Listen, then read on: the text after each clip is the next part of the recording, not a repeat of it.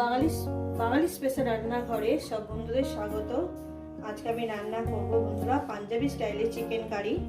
পাঞ্জাবি স্টাইলের চিকেন কারির জন্য আমি এখানে কি কি নিয়েছি: আদা, রসুন, কাঁচা পাকা লঙ্কা, টমেটো, পেঁয়াজ কুচো, ধনেপাতা, আর এখানে চিকেন আছে।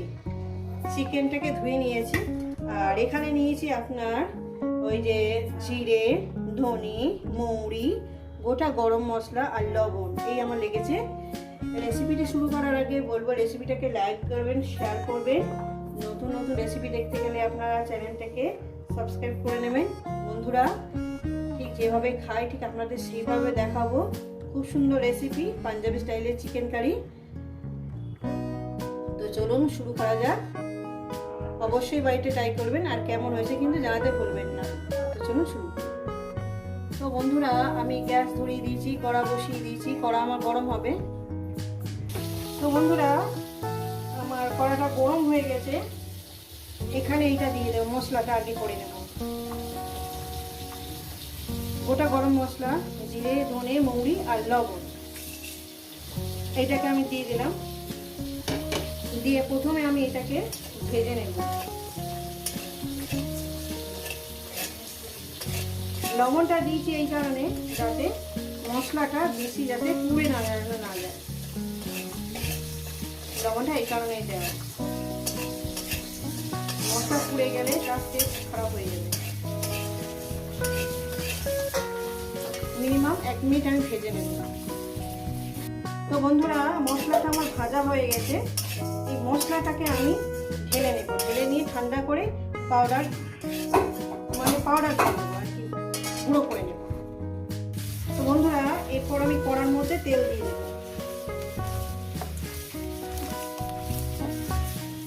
তেলটা আমার গরম হয়ে গেছে বন্ধুরা। এখন কি করব, আমি এখানে 1 চামচ লবণ দিয়ে দেবো। লবণ দিয়ে দিলাম। আর দিয়ে দেবো এখানে হলুদ। গ্যাসটা লোতে করে দেবেন। দিয়ে দেবো একটু লঙ্কার গুঁড়ো দিয়ে দিলাম। এইবার কি করব, এখানে আমি দিয়ে দেবো, গ্যাসটা হাই করে দিয়ে আমি চিকেনটাকে সঙ্গে সঙ্গে দিয়ে দেবো।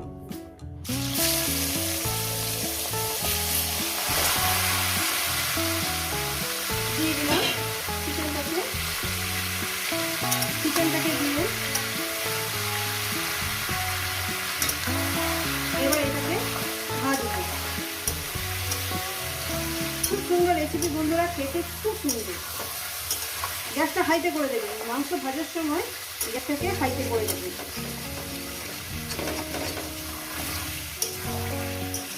মিনিমাম 7 মিনিট ধরে এটাকে ভেজে নেবেন। 7 মিনিট। যেভাবে রান্নাটা করছি সেইভাবে রান্নাটা করবেন, খুব সুন্দর লাগবে। তো বন্ধুরা পাউডার করে নিয়েছি, সেই মশলাটাকে আমি পাউডার করে নিয়েছি। এবার আদা রসুনটাকে আমি বেটে নেব। তো বন্ধুরা মাংসটাকে আমি ভেজে নিয়েছি।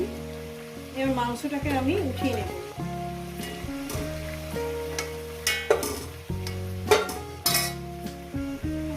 তো বন্ধুরা মাংসটাকে আমি উঠিয়ে নিয়েছি। এরপর কি করবো, এখানে একটু জিরে ফোড়ন দিয়ে দেবো। সামান্য পরিমাণে জিরে আর একটু তেজপাতা। জিরে ফোড়ন দিয়ে দিলাম। এবার তেজপাতাটা দেব।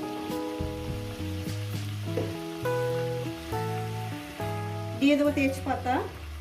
এরপর কি করব, আমি এখানে পেঁয়াজগুলো দিয়ে দেব। পেঁয়াজগুলো দিয়ে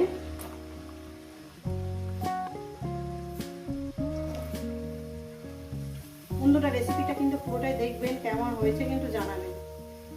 পেঁয়াজটাকে দিয়ে দিলাম। এবার এখানে দিয়ে দেবো আপনার 1 চামচ লবণ। মাংস ভাজার সময় দিয়েছি আর আপনার দিয়েছি মশলার মধ্যে 1/2 চামচের মতন লবণ আছে। লবণ আপনারা ভেবে চিন্তে একটু দেবেন, মাথা রেখে যে আপনারা কিরকম লবণ দিয়েছেন। আর যদি লাগে তো দেবো, নাহলে আমি আর দেবো না। ঠিক আছে। এবারে পেঁয়াজটাকে মিনিমাম আমি সুন্দর করে ব্রাউন কালারে ভেজে নেব, পিঙ্ক পিঙ্ক কালারে। তো বন্ধুরা পেঁয়াজটাকে ভেজে নিয়েছি।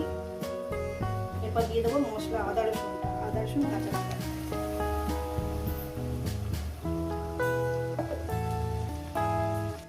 তো এখানে দিয়ে দেবো হলুদের গুঁড়োটা, দিয়ে দিলাম, দিয়ে মশলাটাকে এবার কষে নেব। রেসিপিটা কিন্তু পুরোটাই দেখবে আর কেমন হয়েছে কিন্তু জানাবে। মশলাটাকে সুন্দর করে মিনিট 3 ধরে কষিয়ে নেব। তো বন্ধুরা এখানে দিয়ে দেবো 3 মিনিট মশলাটাকে কষিয়ে নিয়েছি। এরপর দিয়ে দেবো এখানে চিকেনটাকে দিয়ে দিলাম। চিকেনটাকে দিয়ে এবার আমি কষবো। আর এখানে দিয়ে দেবো আপনার টমেটোটা দিয়ে দিলাম। আর দিয়ে দেবো এখানে আপনার ঘি, 1 চামচ একটু ঘি দেবো। এই যে 1 চামচ, আমি 1 চামচ দিয়ে দিলাম।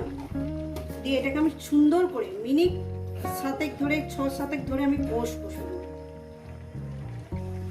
দেখছেন বন্ধুরা আমি কিভাবে রান্নাটা করছি। এইভাবে রান্নাটা করবেন, খুব সুন্দর লাগবে।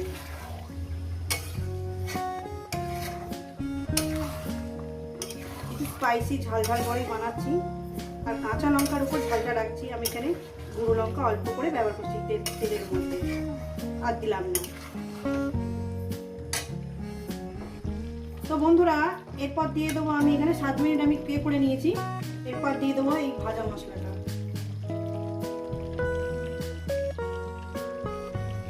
দিয়ে দিলাম।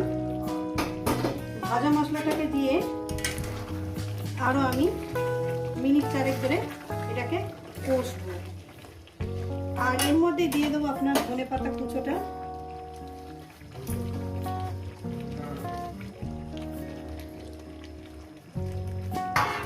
ধনেপাতা কুচোটা দিয়ে দিলাম। ধনেপাতা কুচোটা দিয়ে আমি মাংসটাকে আরো 5 মিনিট কষবো। তো বন্ধুরা এই 5 মিনিটের মধ্যে দিয়ে দেবো 1 গ্লাস গরম জল দিয়ে দিলাম।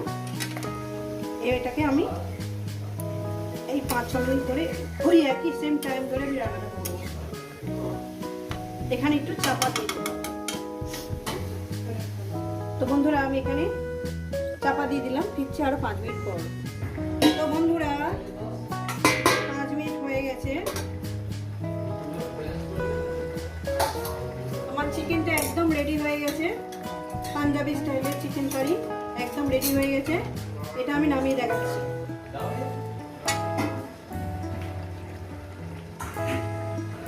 তো বন্ধুরা এই রেসিপি যদি আপনাদের ভালো লেগে থাকে অবশ্যই কিন্তু কমেন্ট করে জানাবেন। রেসিপিটাকে লাইক করবেন, শেয়ার করবেন। আর নতুন রেসিপি দেখতে গেলে আপনারা চ্যানেলটাকে সাবস্ক্রাইব করে নেবেন। আবার নতুন কোনো রেসিপির সঙ্গে দেখা হচ্ছে। সবাই সুস্থ থাকবেন, ভালো থাকবেন, আর আমার নিত্য নতুন ভিডিও দেখবেন।